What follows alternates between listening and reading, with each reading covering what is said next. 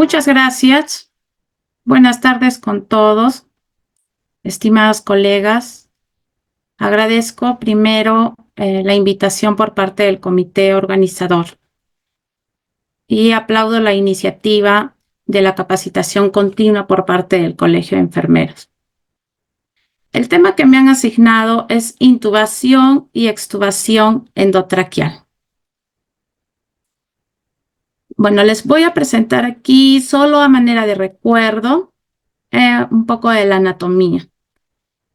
En la anatomía del sistema respiratorio tenemos una región conductiva que es por donde va a ingresar el oxígeno y una región de intercambio gaseoso. La región conductiva, básicamente, la principal es la tráquea y los bronquios. Y la región del intercambio gaseoso, que está conformada por los bronquiolos terminales y los alvéolos.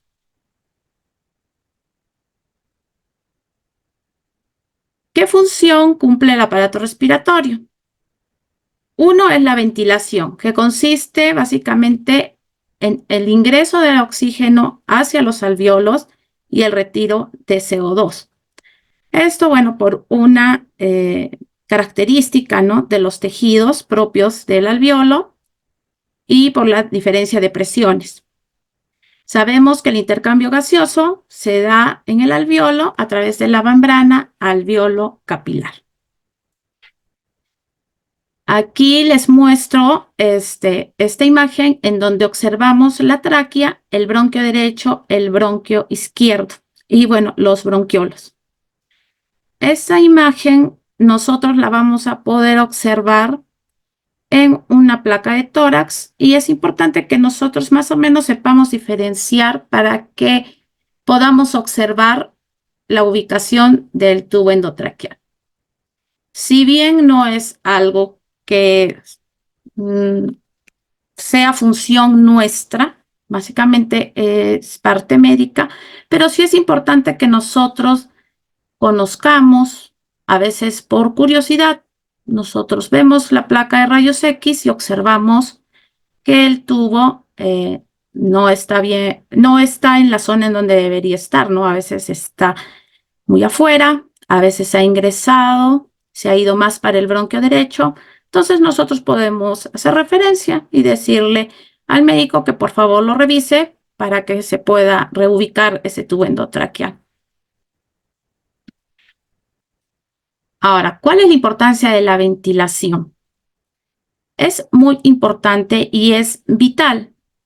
Por ejemplo, en un paciente que ha entrado en un paro respiratorio, es sumamente importante que se recupere esta función ventilatoria lo más pronto posible para evitar que este paciente sobreviva con secuelas, ¿ya?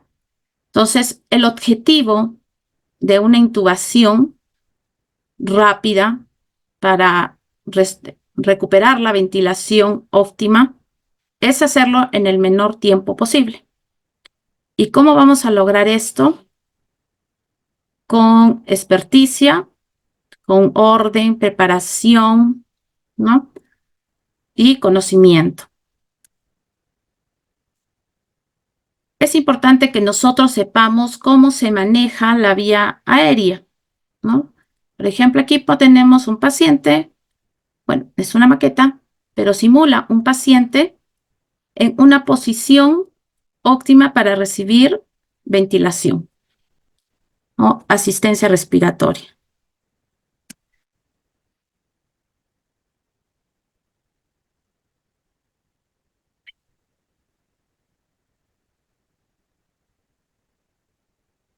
¿Cómo vamos a reconocer nosotros el problema? ¿Qué vamos a observar en nuestro paciente? Vamos a observar el paciente con taquipnia, ¿no?, aumento en la frecuencia respiratoria. También vamos a observar una alteración en su estado de conciencia, ¿no? El paciente puede ingresar por un área de shock trauma consciente, pero a medida que pasan los minutos, puede esa conciencia alterarse. O en un paciente que está hospitalizado, igualmente, ¿no? Nosotros notamos que el paciente se torna somnoliento, soporoso, ya no nos contesta de la misma manera. Entonces, es un punto a observar. Bueno, muchas veces también por emergencia o por un trauma shock, el paciente ingresa inconsciente, ¿no? Muchas veces por un trauma, un accidente. También podemos observar trastornos de conciencia provocados por consumo excesivo de alcohol o drogas. También podemos observar lesiones torácicas. Nosotros al observar a nuestro paciente, no solamente vamos a observar la frecuencia, no vamos a contar la frecuencia respiratoria, sino vamos a observar la dinámica respiratoria, ¿no? Cómo está respirando este paciente, si es simétrico, o de repente ventila solo un pulmón, no ventila el otro. ¿Ya? Entonces, para descartar una probable lesión torácica. Muchas veces también podemos observar presencia de secreciones, vómitos, cuerpos extraños en la vía aérea. También, bueno, en pacientes con trauma, observamos que puede haber un trauma maxilofacial, que también va a impedir una buena ventilación. Traumatismos también a nivel del cuello, ¿no? Que es importante que lo sepamos atender. Si nosotros notamos que nuestro paciente está agitado, esto va a generar una hipoxia. Si vemos que está en estupor, va a ocasionar una hipercapnia. Si lo notamos cianótico, quiere decir que hay una hipoxemia. Además, se va a observar uso de músculos accesorios y también, ¿no?, sonidos anormales, muchas veces audibles, sin necesidad de un estetoscopio. O muchas veces también tenemos que hacer uso de este estetoscopio para auscultar estos sonidos. Traje esta imagen para que nosotros reconozcamos el resucitador manual, que lo vamos a utilizar durante el procedimiento. Es importante que en todas nuestras unidades, ya sea emergencia, hospitalización, este resucitador manual se encuentre en buenas condiciones y nosotros sepamos cómo manejarlo.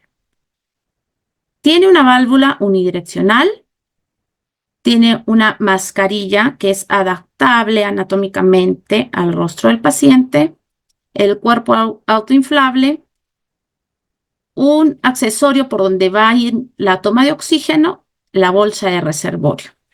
Y adicional a esto, una válvula PIF, que me va a dar más presión, ¿ya?, a nivel alveolar.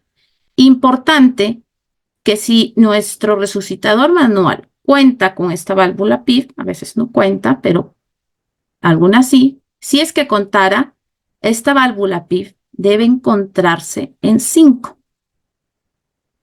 Ahí observamos en la imagen, ¿no?, que está graduado ahí 10, 15, 20, ¿no? Empieza en 5. Tiene que estar en 5, ¿ya?, que es lo fisiológico. Si a veces lo cerramos y asistimos al paciente para una intubación y esta válvula se encuentra en 20, vamos a ejercer mayor presión y vamos a producir un barotrauma, ¿ya? Entonces, cuando nosotros revisemos nuestro material, vamos a fijarnos que esta válvula PIF esté en 5. ¿Puede modificarse durante el procedimiento? Sí, puede modificarse de acuerdo a lo que el médico observe en ese momento, ¿no?, según la necesidad del paciente. Pero de inicio tiene que estar regulado en 5. Entonces nos vamos a nuestro tema, intubación endotraqueal. ¿Con qué finalidad lo hacemos, no? La finalidad es asegurar la vía aérea y reducir el riesgo de broncoaspiración. ¿Ya? Nosotros tenemos que mantener una vía aérea permeable, ¿ya? Vamos a facilitar la aspiración de secreciones bronquiales. Muchas veces nuestros pacientes que no tienen una buena ventilación son incapaces de poder movilizar secreciones. Por lo tanto, se acumulan en la vía aérea superior y esto dificulta aún más su mecánica ventilatoria. Vamos a asegurar una adecuada entrega de oxígeno. A nosotros mantener permeable la vía aérea, vamos a asegurarnos que el ingreso del oxígeno sea óptimo. También nos sirve para promover una ruta para administración de ciertos medicamentos, ¿no? Como por ejemplo nebulizaciones, inhalaciones, ¿no? Brindar también una óptima entrada de aire y oxígeno a los pulmones durante una ventilación mecánica, ¿no? Que mayormente es a donde es conectado un paciente que es intubado. Entonces, ¿cuándo está indicada la intubación endotraqueal? ¿Ya? Para permeabilizar y estabilizar la vía aérea. Por ejemplo, en un soporte avanzado, en un RCP. También para proteger vía aérea. ¿En qué casos? Cuando los pacientes son inducidos a un coma o cuando los pacientes van a ser sometidos a una cirugía, ¿no? El anestesiólogo protege la vía aérea intubando al paciente, ¿no? Porque va a ser sometido a una cirugía grande. Y también cuando por diversos motivos, puede ser una neumonía, una cetocidosis diabética, una sepsis, el paciente por su estado compromete la ventilación y por lo tanto necesita ser intubado y conectado a ventilación asistida, ¿no? Con un ventilador mecánico. Hasta que se recupere, ¿no? Hasta que se sane. También está indicado cuando hay una obstrucción de la vía aérea superior por una presencia de cuerpo extraño o porque hubo una aspiración bronquial por vómito, por ejemplo, cuando hay un trauma torácico o cuando hay exceso de secreciones.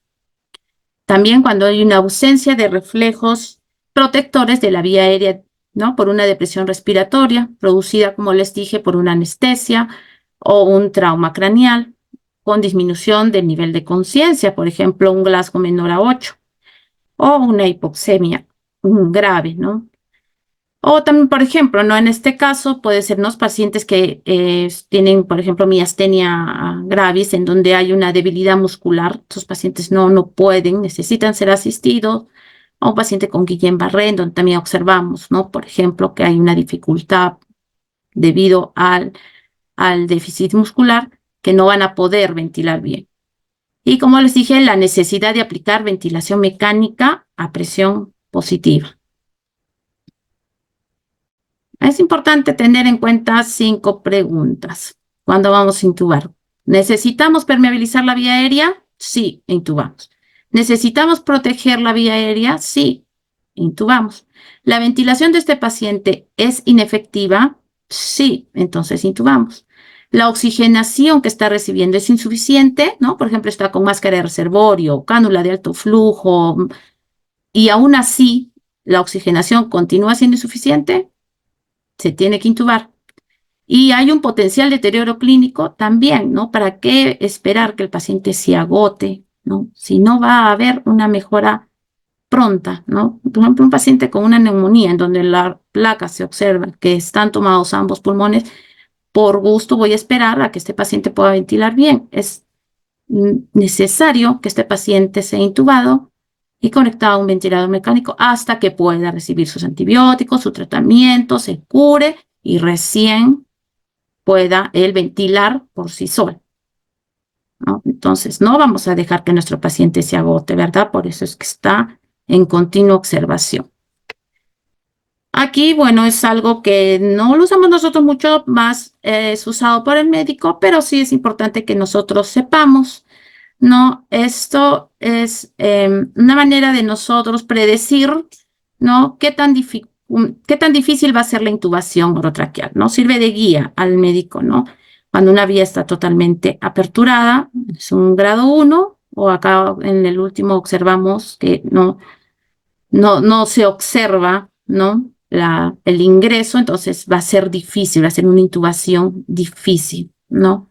Ahí ya ellos tienen que el personal que va a realizar la intubación muy probablemente solicite ayuda, ¿no? Y si nosotros escuchamos de que él mismo dice, va a ser una intubación difícil, recomendarle que solicite apoyo para evitar que haya intubaciones fallidas y peor, generamos más daño al paciente, ¿no? Y como les dije al inicio, secuelas. Una intubación debe realizarse lo antes posible, debe realizarse por personal entrenado, con un equipo adecuado. El tiempo de una intubación endotraqueal no debe ser mayor a 30 segundos. Estoy hablando desde que nosotros no le pasamos el laringoscopio al médico y la apertura a la vía aérea e intenta ingresar el tubo, desde ahí se contabiliza los 30 segundos. Ya. Si él ingresa y se va a esófago o no puede ingresar el tubo, pasan los 30 segundos, se tiene que volver a hiperventilar. No debe insistir por más de 30 segundos. ¿Ya?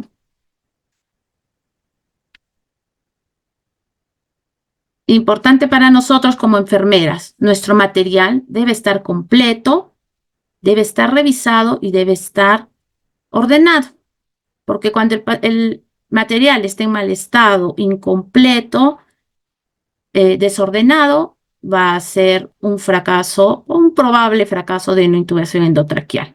¿Ya? Importante que en todas las áreas, ya sea hospitalización, áreas críticas, haya un kit de intubación, ¿ya? Y este kit de intubación debe ser revisado por turno, ¿ya? Y si yo lo usé en mi turno, debo de completarlo antes de que termine mi turno o apenas termine yo el procedimiento, ya estabilice a mi paciente, completo nuevamente mi kit, ¿no? Lo reviso, que esté en óptimas condiciones y ordeno todo nuevamente, ¿no? Muchas veces, justo el día que no revisamos, se nos presenta una emergencia, ¿no? Entonces, hacerlo de manera rutinaria, ¿no? Revisar siempre nuestro material. Aquí tenemos lo básico para una intubación endotraqueal. El resucitador manual que se los presenté al inicio. Este resucitador manual, ¿no? Se recomienda que en todas las áreas, ¿no? haya más de un resucitador manual, ¿ya? Porque, por ejemplo, yo uso este resucitador manual con un paciente y este paciente tenía secreciones o vomitó, ¿no? Este resucitador va a estar contaminado, ¿no? Entonces tengo que mandar a esterilizar, ¿ya? Y si me viene otra emergencia o otro paciente se me complica, ¿con qué lo voy a asistir? ¿No? Necesito otro más de repuesto, ¿ya? Según la complejidad del servicio, solicitar, ¿no? Incluso hasta más de dos, ¿no? El laringoscopio, ¿no? Con sus palas, ¿no? También se recomienda que tengamos el kit completo del laringoscopio, de las palas, ¿ya? Porque siempre, ¿no? Generalmente usan la pala más larga y a veces, ¿no? En los servicios contamos solamente hasta la mediana. Entonces, hasta que se solicite al área crítica que nos presten la pala más larga, demoramos y nuestro paciente se puede complicar. Importante que nosotros revisemos siempre, ¿no? La operatividad de este laringoscopio, ¿ya? Que el foco, una luz, tiene que estar fuerte, tiene que estar operativo, tiene que estar fijo este foquito. Hay otros modelos que son recargables, o sea, asegurarnos de que este laringo esté cargado, ¿ya? No lo vamos a poner a cargar eh, minutos antes del procedimiento. Nuestros tubos endotraqueales. Si yo trabajo en un área de adultos, tengo que tener tubos endotraqueales de la numeración que corresponde a los adultos. Si trabajo en pediatría, igualmente, según la edad de los niños. Si trabajo en neonatología, según la edad de los neonatos, ¿no? Entonces, es importante que nosotros tengamos tubos de esos calibres. Un kit de aspiración de secreciones, ¿ya? que debe estar listo y operativo desde el inicio del procedimiento, ya no al momento que se intuba el paciente, no, ya desde el inicio, ¿no? ¿Por qué? Más adelante les voy a mostrar, ¿no? Cuando el médico apertura la vía aérea, muchas veces observa secreciones y nos dice, pásame el aspirador, o tú misma, ¿no?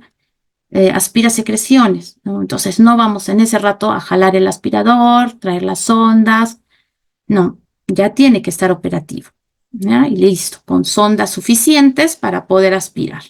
Y de grueso calibre, porque a veces el paciente vomitó, ¿no? Y los residuos son grandes. Los accesos venosos, ya es importante que todo paciente crítico tenga más de un acceso venoso. No va a tener de frente catéter. Lo más probable es que si nuestro paciente se complica, el catéter va a ser colocado posterior a la intubación. Normalmente va a estar con un acceso venoso periférico. Importante que nosotros tengamos más de un acceso venoso, ya que este paciente va a ser inducido a hacer analgesia, ¿ya? Para poder intubar. Y esto probablemente ocasione alteración hemodinámica, hipotensión, ¿no? Puede provocar taquicardia, bradicardia, y nosotros necesitamos iniciar otro tipo de drogas que no puedo tenerlas en una sola vía, ¿no? Necesito una vía exclusiva para ese tipo de soluciones. Entonces, y son soluciones vitales porque altera la hemodinamia del paciente. No voy a tener tiempo para buscar otra vía, canalizar otra vía. Ya tiene que estar canalizada, ¿ya? Y de grueso calibre.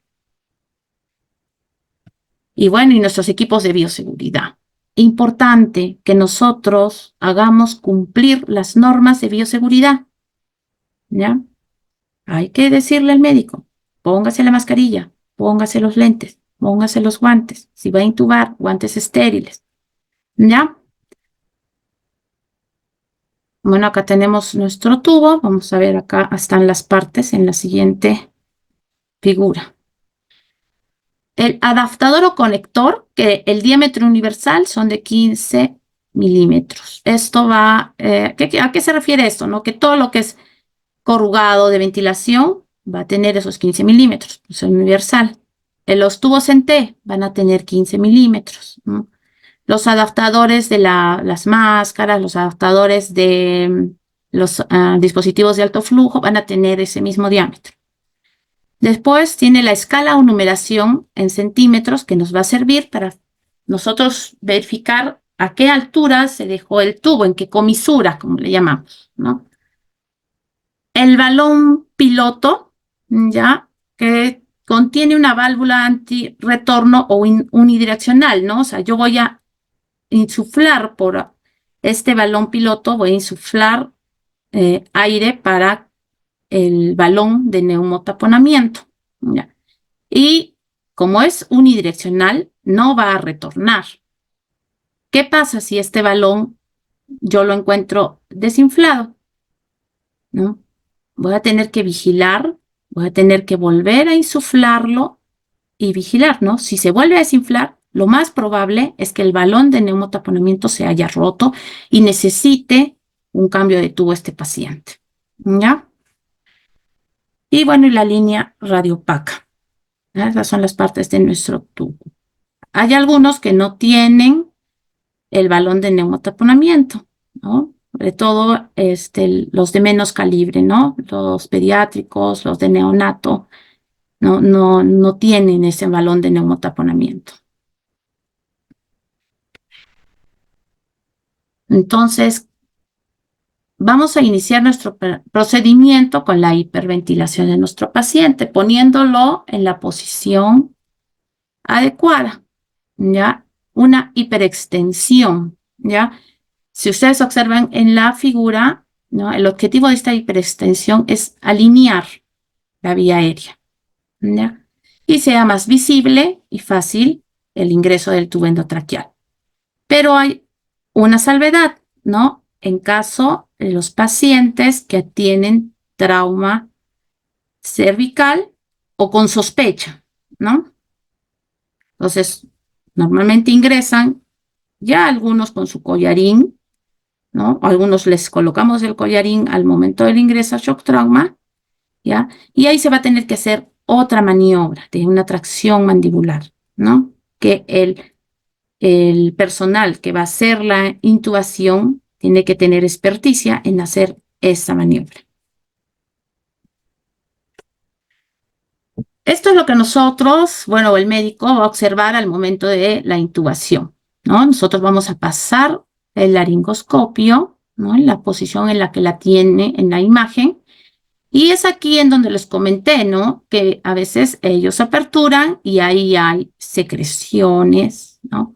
Residuos que necesitan ser aspirados para que pueda observarse bien la vía de ingreso.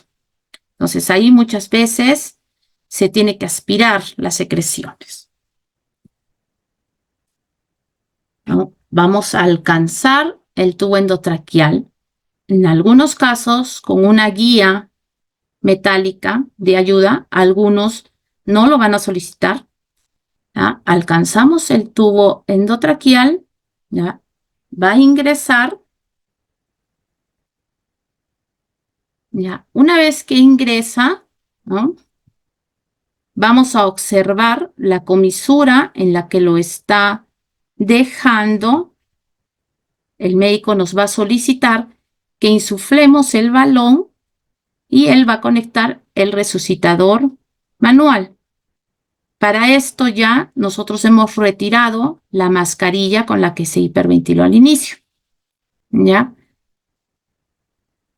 Insufla el resucitador manual y se va a proceder a auscultar.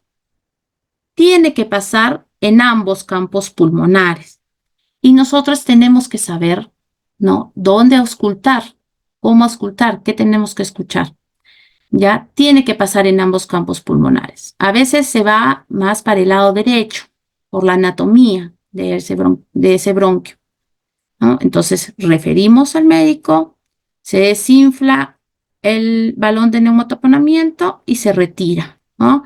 Nuevamente, auscultamos y si ya escuchamos en ambos campos pulmonares el pase, entonces queda fijado en esa comisura. Importante que nosotros como enfermeras anotemos en la comisura en la que se está dejando este tubo endotraqueal y es importante que nosotros la entreguemos al momento de la entrega de turno, ¿no? Tubo endotraqueal número 8, número 75, número 7, en fin, en comisura labial 21, 22, 23, ¿no? De acuerdo a donde fue dejado, ¿ya? Igual, ¿no? En la mayoría de veces va a solicitarse una placa de rayos X para verificar que el tubo esté en una buena posición, ¿no? Y se va a observar más o menos como la imagen que les pasé en la segunda diapositiva. ¿Qué puede pasar, no? ¿Qué complicaciones puede haber, no? Por una colocación incorrecta. Puede irse al esófago, ¿no? En este caso, nosotros al momento de insuflar, ¿no? El resucitador manual, vamos a observar, ¿no? Una ventilación abdominal, ¿no? La saturación va a empezar a caer. Entonces, y no se va a escuchar el pase en los campos pulmonares. Entonces, el médico tiene que proceder a retirar, ¿ya? Nuevamente hiperventilar, ¿ya? ¿Qué más puede pasar? Puede irse al bronquio derecho. Puede haber también barotrauma, ¿ya? Puede haber un colapso del pulmón izquierdo, ¿no? Porque como se fue al lado derecho, el pulmón izquierdo no se ventiló y puede haber una atelectasia, un colapso de ese pulmón. Puede también haber una introducción escasa, no lo dejan afuera, no lo introducen la medida necesaria y ese tubo fácilmente se puede salir, ¿no? Por eso que es importante que nosotros sepamos la comisura labial en la que es dejado. También puede ocasionar un edema o úlceras en las cuerdas bucales. Esto más que todo en intubaciones repetitivas, ¿no? Bueno, ya traumas más, ¿no? más graves, puede haber rotura de dientes, Si se ha visto, si se ha dado, obviamente que se tiene que evitar, se tiene que evitar, pero sí se ha dado, ¿no? Lesiones en orofaringe y bueno, de no esperar un daño en columna, ¿no? ¿Qué cuidados como enfermeras debemos de tener en los pacientes que son intubados?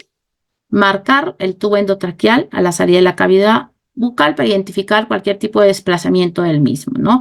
Si yo lo recibí en comisura número 22 y después de que lo bañé, lo movilicé, ¿no? Lo encuentro en 21, pues nuevamente reviso, ausculto y lo vuelvo a colocar en la comisura 22. ¿Qué más tenemos que hacer? Rotar las zonas de apoyo para prevenir úlceras por presión en la cavidad oral, ¿ya? Si yo lo tengo el tubo endotraqueal fijado en la comisura derecha, pues lo cambio a la comisura izquierda, lo puedo dejar centrado, ¿no? Es importante que se rote, ¿ya? Hacer una correcta fijación externa del tubo, ya que estos pacientes, ¿no? Van a ser movilizados por nosotras, como les dije, al momento del baño, al momento de lateralizarlo, ¿no? Eh, para prevenir úlceras por presión, por ejemplo, y este tubo tiene que estar bien fijo para evitar que se salga, ¿no? Para evitar extubaciones accidentales, es un evento adverso. También tenemos que evitar lesiones, ¿no? Por la atracción, por el roce de la cinta. Si yo observo que el paciente está haciendo una reacción al esparadrapo, pues cambiaré de fijación, ¿no? Tenemos otros tipos de fijaciones para evitar daños en el paciente. Ya también puede que se introduzca más el tubo, se vaya nuevamente al bronquio derecho. Por eso cuando lo retomamos a la posición, como les dije, nos fijamos en la comisura y auscultamos para ver que están ventilando ambos campos pulmonares. Y bueno, y la extubación accidental, como les dije, ¿no? Tenemos que evitarla. ¿Qué más vamos a hacer? Vamos a medir la presión interna del balón de neumotaponamiento. Esta debe estar entre 20 y 25.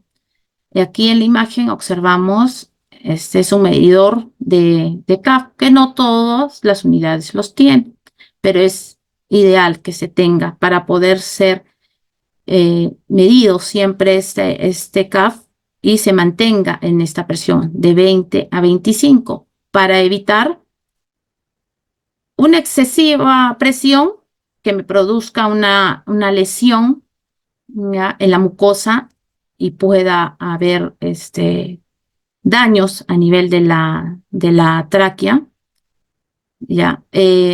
O que haya una fuga y haya microaspiraciones, ¿no? Cuando está muy desinflado, las secreciones del paciente, unas salen a la boca y otras pasan a los pulmones.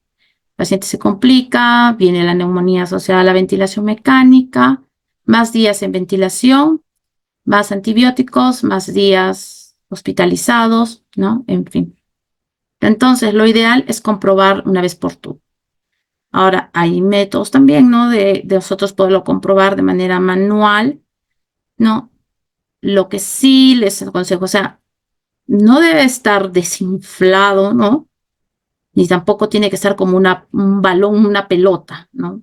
Que eso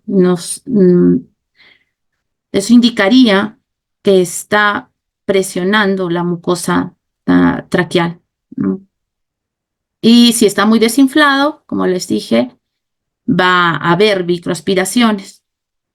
Esto es un poco más fácil de notarlo, ¿ya? Porque va a haber ruidos a nivel de la garganta del paciente, va a haber gorgojeos, ¿no? Entonces, nosotros vamos a observar de que hay cantidad de secreciones en la boca, el ventilador mecánico también me va a decir, ¿no? Hay una fuga, ¿no? Entonces, podemos solucionar cuando el balón está muy desinflado, ¿no? Lo vuelvo a inflar, ¿no? Lo dejo a una presión, ¿no? Regular y me fijo, ¿no? A no ser que se haya roto y de repente necesite cambio, ¿no? Como se los mencioné anteriormente. Pero cuando yo lo tengo muy inflado, ¿no? Ahí el ventilador no me va a avisar, el paciente no va a tener secreciones, pero interiormente estamos lacerando la mucosa de la tráquea, es como si fuese una escara a nivel de la tráquea y puede ahí generar una lesión, ¿no?, grave, ¿ya? ¿No? Muchas veces fístulas, ¿no? Una comunicación con el esófago, ¿ya? También vamos a observar la integridad del tubo endotraqueal. Hay pacientes que no están totalmente sedados y obviamente, como respuesta, ellos van a morder el tubo, lo van a desplazar con la lengua, ¿ya? Y podemos tener o una extubación o puede haber un daño en el tubo. Entonces, en estos casos, probablemente necesitemos colocar un tubo de mallo, ¿no? Que ahí está más o menos los tamaños, que es según la anatomía del paciente que nosotros podemos escoger cuál colocar, ¿no? Igual, siempre hablándole al paciente, explicándole el procedimiento que estamos haciendo, ¿no? Hay pacientes colaboradores que entienden, comprenden y no es necesario colocarle ningún dispositivo. Dejan de morder, se tranquilizan y solito se apoya. Y importante, la higiene bucal y aspiración de secreciones bronquiales, ¿ya? Con eso evitamos posibles infecciones, ¿no? Es una de las conductas a seguir para evitar las neumonías asociadas a ventilación mecánica, ¿ya? Los lavados, ¿ya?, deben ser cada 4 horas o al menos una vez por turno, de 6 horas, ¿ya? Las aspiraciones de secreción bronquial, eso sí, no es por turno, es a demanda del paciente, ¿ya? A veces, pues, hay cantidad de secreciones, pues tengo que ir a aspirarlo cantidad de veces, ¿no? A veces no hay secreciones, ¿no? No tengo por qué estarlo todo también lacerando cada rato al paciente. Acá tenemos tipos de fijación. Tenemos variedad de tipos de fijación, ¿no? Aquí les muestro algunas, ¿no?, que hay con gasa, ¿no? Se les hace como una tira. Hay tiras también ya diseñadas para fijar. Bueno, la tradicional con el esparadrapo, ¿no? Si la intubación va a ser solo por horas, como en una cirugía, muchas veces solo con una tirita de esparadrapo se fija, ¿no? Pero si va a ser una intubación prolongada, tenemos que ver una fijación más estable y también que proteja la piel del paciente. También de acuerdo a las características del paciente, ¿no? Por ejemplo, adultos mayores a veces no tienen sus dientecitos, entonces no ayuda la fijación con el esparadrapo. A veces hay pacientes que tienen bigote, ¿no? Entonces no nos autorizan que los rasuremos, entonces no voy a poder fijarlo con esparadrapo, voy a tener que ver, ¿no?, otro tipo de fijación, ¿no? Por ejemplo, ¿no?, una alondra, ¿no? El objetivo es mantener fijo ese tubo y evitar rotaciones accidentales, ¿no? Y bueno, y también hay los comerciales, ¿no?, que sí nos permite, nos facilita los desplazamientos del tubo, ¿no? Yo puedo cambiarlos aquí de comisura con más facilidad, ¿ya? Vienen algunos con esponjas especiales para proteger, ¿no?, la cavidad oral, pero ¿qué no me ayuda en estos? El lavado de boca, el aseo bucal, ¿no? Si ustedes se dan cuenta en las imágenes, no me permite hacerle un buen aseo bucal al paciente. Ahora entonces veamos la extubación, ¿ya? La extubación es el procedimiento utilizado para restablecer la vía aérea, ¿ya? Normal, después de retirar el tubo endotraqueal previamente colocado, el cual va a dejar de ser necesario. Vamos a restaurar la vía aérea cuando consideremos que el paciente ya es capaz de llevar a cabo una ventilación espontánea, ¿no? Ya muchas veces se recuperó, ¿no? Los pasos son, vamos a planificar la extubación, vamos a preparar, ¿no?, al paciente para la extubación, el material para la extubación, se realiza el procedimiento en sí y también va a haber unos cuidados post-extubación, Ya, bueno, normalmente vamos a notar que el PO2 ya está mayor de 60, que el FiO2 que necesita el paciente va a ser menos de 50, va a mantener una saturación entre 97 a 100%, el PCO2 va a estar entre 40 y 45 milímetros de mercurio, la frecuencia respiratoria menor de 25, en algunos casos, no siempre, el paciente despierto y consciente, y bueno, la analgesia que tenemos que siempre mantenerla, ¿no? Para más por confort del paciente, ¿no? Un paciente con dolor no nos va a ayudar, ¿no?, a respirar tranquilos, no va a respirar tranquilo. Entonces, si el paciente tiene dolor por X razones, tenemos que asegurarnos que tiene un analgésico que le alivie el dolor de tal manera que él tranquilamente pueda concentrarse en ventilar bien después de su extubación. Vamos a preparar la extubación. El material básicamente es el mismo de la intubación. ¿Por qué? Porque hay el riesgo de que se extube al paciente, este paciente no responda de la manera en que nosotros quisiéramos e inmediatamente se tenga que volver a intubar. Entonces, es el mismo material que nosotros vamos a listar, ¿ya? Pero vamos a adicionar algunas cosas, ¿ya? Vamos a adicionar, por ejemplo, un nebulizador, ¿ya? Porque probablemente necesitamos nebulizar al paciente, ¿ya? También vamos a agregar el dispositivo de oxigenoterapia que vamos a utilizar, ¿ya? Puede ser máscara de reservorio, máscara Venturi, puede ser una cánula de alto flujo, ¿no?, o una cánula binasal, ¿no?, de acuerdo a lo que el médico nos indique.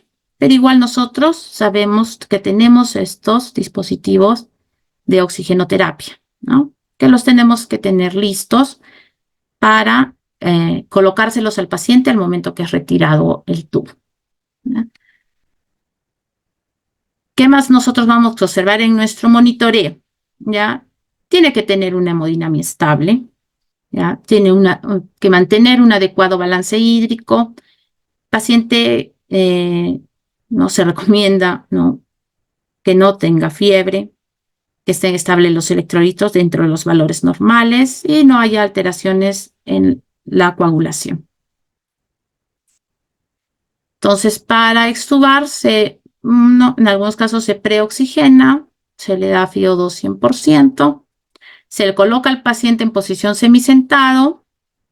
Si aún tiene dificultad para manejar un poco las secreciones, vamos a ayudarle a aspirar, ¿ya? Vamos a evitar que el paciente muerda el tubo. ¿Cómo lo vamos a evitar? Explicándole el procedimiento, ¿no? Muchas veces ya el paciente está despierto, nos entiende, nos comprende, y entonces le explicamos cómo nos tiene que colaborar él, ¿ya?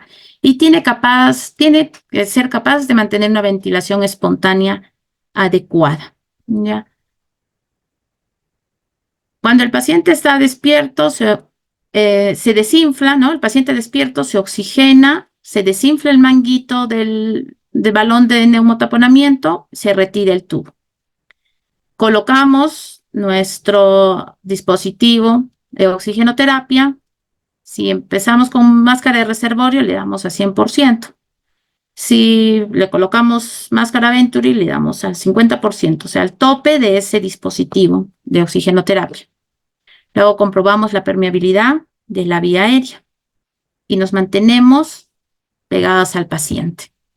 Vamos a monitorizar funciones vitales, nivel de conciencia, importante la frecuencia respiratoria, ¿ya? Si empieza a tornarse polipnéico, taquicárdico, hipertenso, o empieza a hiposaturar, empieza a aumentar la temperatura, o el paciente refiere dolor, no lo notamos inquieto, inmediatamente avisamos al médico.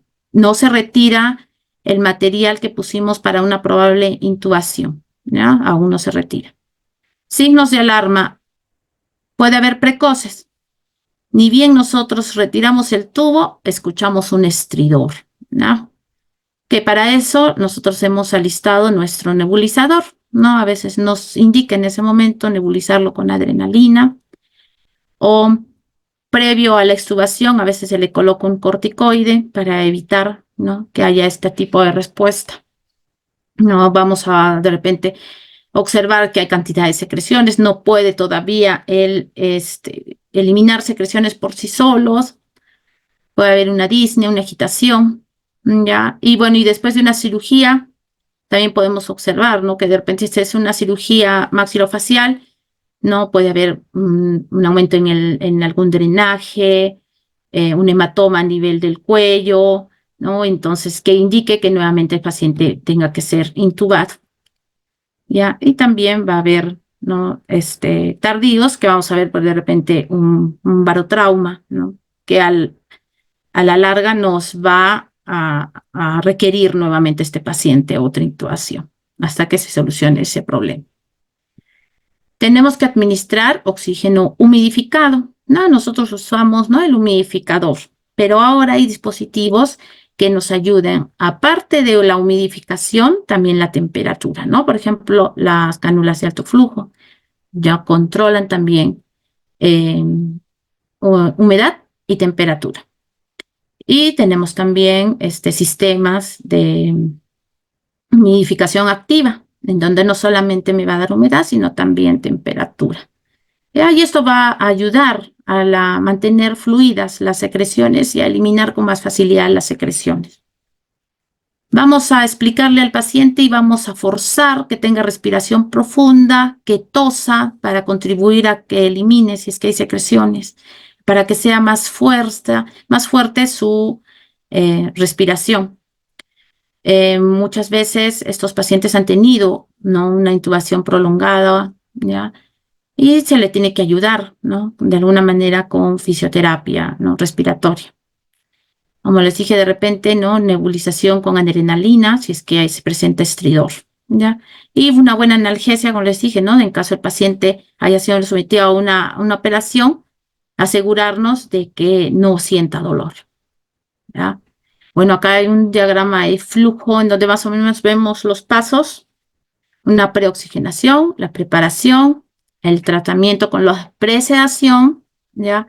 La inducción, ¿no? Parálisis, la protección de la vía aérea, la intubación en sí y el manejo post-intubación, ¿ya?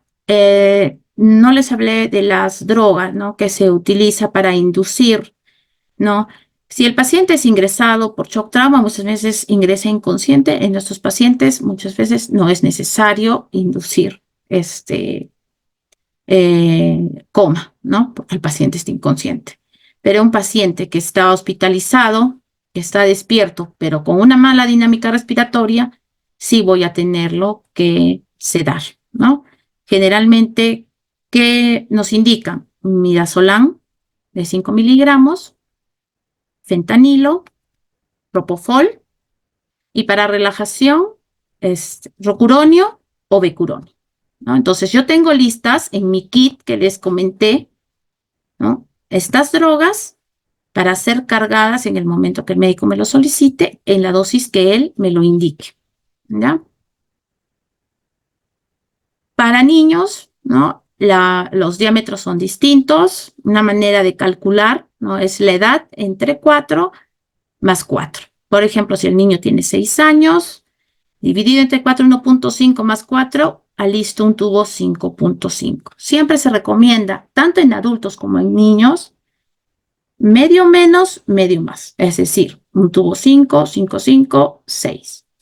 ¿Ya? En neonatos hay desde 2, ¿no? milímetros, ¿no? En prematuros, por ejemplo, 2, 2.5, 3, que también van de acuerdo al peso del neonato, ¿ya? O a su edad, ¿no? Bueno, eso sería todo. No sé si tienen alguna consulta.